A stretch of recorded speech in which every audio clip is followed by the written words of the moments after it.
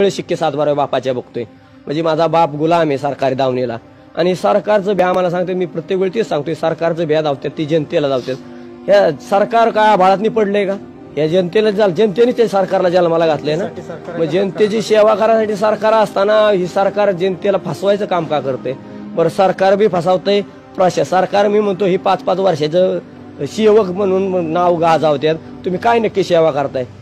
काय तुमच्या सेवेतलं दिसत नाही फलित? आमचा कांदा रुपयाने जातो, मी तुमची सेवा लय मोठी दिसते आम्हाला। त्या कांद्याचं जर गणित काढलं तर रडा येतं आम्हाला। कांदा लावताना असं वाटतं की मला ह्या कांद्याचं 1-2 लाख रुपये होते आणि मी माझ्या बायका पोराला कपडे घेईल, चपल्या घेईल, शाळेची पुस्तकं घेईल। जेव्हा तो कांदा बाजारात नेतो ना तेव्हा माझ्या बारक्या पोराला चड्डी घ्यापुरतं बी पैसे त्या कांद्यात येत नाहीत। म्हणजे कसं जगायचं मी? काय सांगायचं? आम्ही आता सहनशीलता पाळतोय, लोकशाहीत जगतोय। बाबासाहेब आंबेडकरांनी घटना लिहिली, त्या घटनेने जगायचं बघतोय। आम्हाला त्या घटनेने जगावं वाटतंय, पण ही पुढली IAS IPS अधिकारी ही राजकीय मंडळी 30-40 वर्ष त्या खुर्च्यात बसतात, त्यांना घटना वाचावी अजून वेळ मिळाला नाही का? काय त्यांना सांगितलं नाही बाबासाहेब आंबेडकरांनी की बाबा ह्या पद्धतीने यंत्रणा चालवा, ह्या पद्धतीने जनतेला जागवा? त्या काळात बाबासाहेब आंबेडकरांनी घोषणा केली होती, सुशिक्षित व्हा, संघटित व्हा आणि संघर्ष करा। मला वाटतं त्याचं ही फलित त्यांना भविष्यवाणी दिसली असेल की ह्या खुर्चीत बसणाऱ्या अवलादी सरळ जागणार नाहीत, ह्या जनते उलाटत्याल।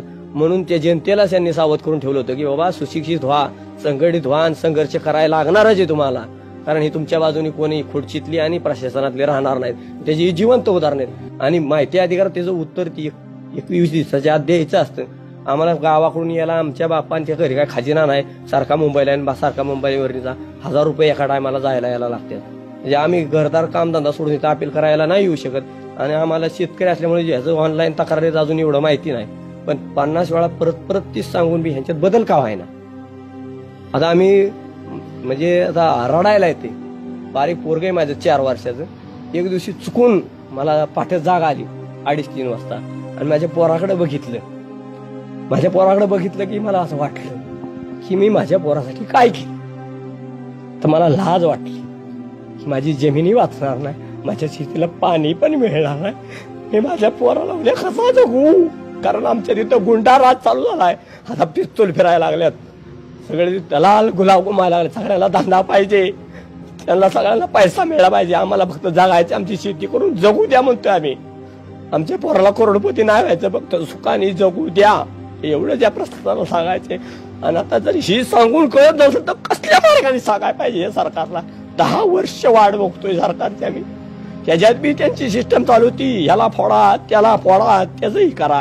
म्हणजे अजून काय केलं शेतकरी समाधान होईल की ह्या मार्गाने शेतकरी जागला, ह्या मार्गाने सरकारपर्यंत पोहोचला तर त्याला न्याय देते, ती पण करतो आम्ही त्यांच्यासाठी, ते पण आम्ही करायला तयार आहे। त्यांचं पाय धुवून पिऊ का ती पण आम्हाला करायला लागलं करू आम्ही। नाकापर्यंत आलं म्हणजे माकडीन सुद्धा स्वतःच्या पिलाला पायाखाली धरती शेवटच्या क्षणाला, एवढी वेळ आमच्यावर। म्हणजे आमचा बाप शेतकरी म्हणून जाल मला ती चुकी झाली का?